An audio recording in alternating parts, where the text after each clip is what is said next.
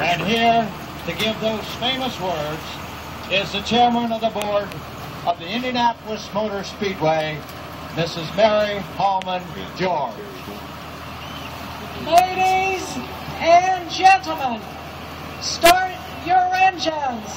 There's the command from Mary Hallman George. And the engines roar to life.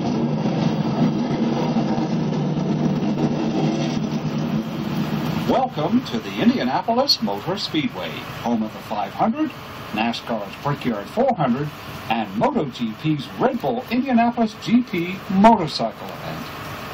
We hope you'll enjoy your ride around the track.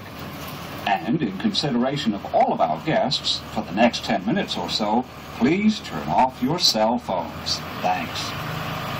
The 500 was held for the first time in 1911, but the track was already in its third year, built early in 1909 as a testing facility for the thriving automobile industry.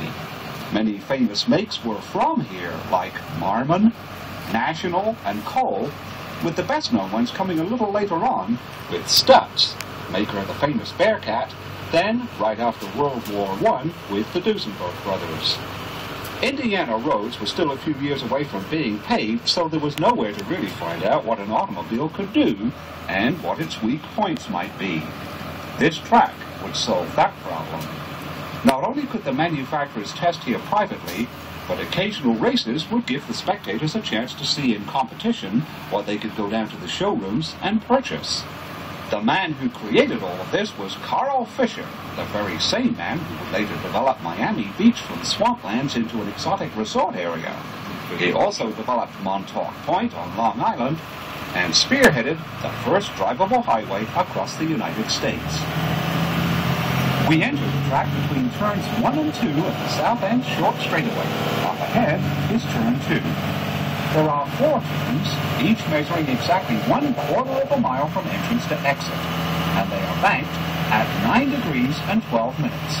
The main straightaway, which we will be seeing in about 5 minutes, and the backstretch, coming up in just a moment, each cover 5/8 of a mile, so that the entire track is 2.5 miles around. From time to time along the way, you'll see some of the portions of the road course built between 1999 and 2000 and revised in 2008. It winds through the infield and links back up with the oval over to the northwest.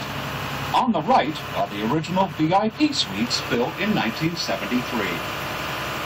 We are riding on the very same 2.5 miles used by the drivers 100 years ago.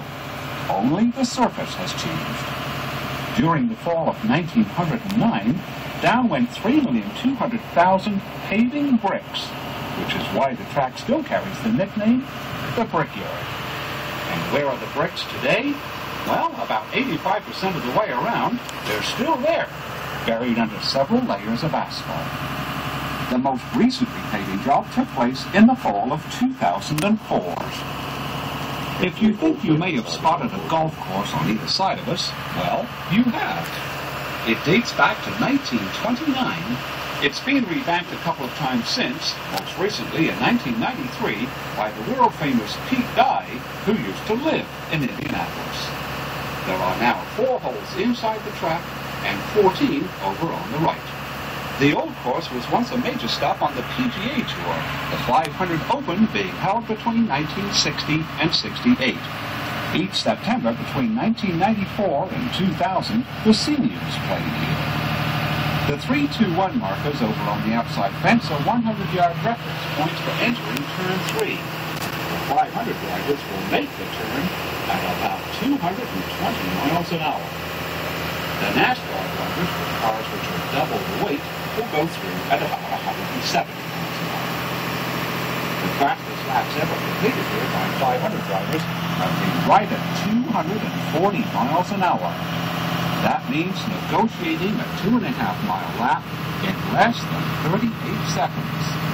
Or to put it another way, it's the equivalent of traveling down a football field in about 9/10 of 1 second. When we are in the turns, you can see the famed safer barriers up against the walls. They have done much to absorb the energy in the event of an accident resulting in wall contact. Safety barriers are coming into more and more use at major tracks, but the very first one was installed at this one in 2002. Carl Fisher had 3 partners, one of whom was James Allison, founder of the famed Allison Engineering. They sold the Speedway in 1927 to a group headed up by World War I flying ace, Captain Eddie Rickenbacker, who had in fact been a regular 500 driver before he ever learned how to fly a plane. In 1945, the track was sold to Anton Holman Jr. of Terre Haute, and it has remained in the Holman George family for over 60 years. And there's never been any tax dollars used here. The track is privately owned. Over on the left are the final turns of the road course on their way to linking up again with the oval. Out of turn 4 and onto the main straightaway, corporate suites and double-decker grandstands. Can you imagine going all the way down there in 9 seconds? Drivers making pit stops used to drive all the way down the straight and pull over to their respective pit. In 1957, a separated pit lane was installed, and it may have been the first of its kind anywhere in the world. The current 500 cars have to stop several times during the race. They'll take on up to 22 gallons of fuel and change 4 wheels in less than 10 seconds. And they don't use gasoline. From 1965 until 2006, everyone used methanol. Starting in 2007, the 500 cars have run on ethanol. NASCAR, however, does use gasoline, but blended with 15% ethanol. The tall building on the left is called the Pagoda. It was completed in 2000. This is where the Master Control Tower stood from 1957 until 1998. And prior to 57, a Japanese-style pagoda occupied this spot, and that's the reason for this current design. This one, however, has 10 floors and rises to the equivalent of a 13-story building. At ground level, and slightly over to the left, is the current winner's circle for the 500 and the Brickyard 400, and just above it, the rostrum for the top 3 finishes in the MotoGP motorcycle race. It's kind of a little bit hard to see from here, but over there on Victory Podium, they celebrate when the U.S. Grand Prix Formula One race was here. They celebrated the top 3 finishers on the top, and currently for the MotoGP motorcycles, the top 3 finishers, you know, they spray each other down with champagne and all that stuff. For the Indy 500 and the Brickyard 400, at ground level, there's a metal platform. They actually drive the race car over onto that metal platform, and the team and the driver are raised 9 feet in the air, and that's where they celebrate their victory. That famous glass of milk. Yep.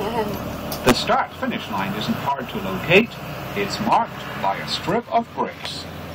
As late as 1961, when A.J. Foyt won his first 500, the greater part of the main straight was still of bricks and mortar. And imagine that prior to the late 1930s, the entire 2.5 miles looked like that, and it made for a pretty rough ride. Up ahead is the scoring pylon. It went up in 1994 to replace the one there since '59. It's anchored in 22 feet of concrete, and the windsock is 97 feet off the ground. How many 30-watt bulbs are there in it? 6,496. On the left is the entrance to the Speedway's famed garage area and gasoline alley, which, while having changed in appearance over the years, has been back at that approximate location since 1914. We can't see it from here because of the trackside Formula One garages built in 2000. Further down here on the left, just before we enter the turn, is where Victory Lane used to be from 1919 until 1970. Between 1947 and 59, Hollywood actresses were part of the post-race ceremonies, among them, in 1958, a very young Shirley MacLaine. Here we are in famous Turn 1. On the infield, there is now a 4-turn addition to the road course. Combined with the modification to the complex north of the museum, the number of turns for the road course now stands at 16. That brings us to the south end once again to approximately where we started. A A 500 driver at speed would have lapped us. Oh, probably about 15 or 16 times. We are open here every day of the year except for Thanksgiving Day and Christmas Day. For your convenience, there are 2 souvenir gift shops inside the museum building and a massive selection of photographs dating all the way back to 1909 in the photo shop up on the 2nd floor. If you'd like a little more history right now, you might enjoy the video in the museum's Tony Holman Theater. Your museum ticket is all you need to get in. If you fancy a little golf, or you'd like something to eat, the golf course and the Brickyard Crossing restaurant are located just outside of Turn 2. Well, that's the tour. Thank you for coming, and please visit us again at the Indianapolis Motor Speedway.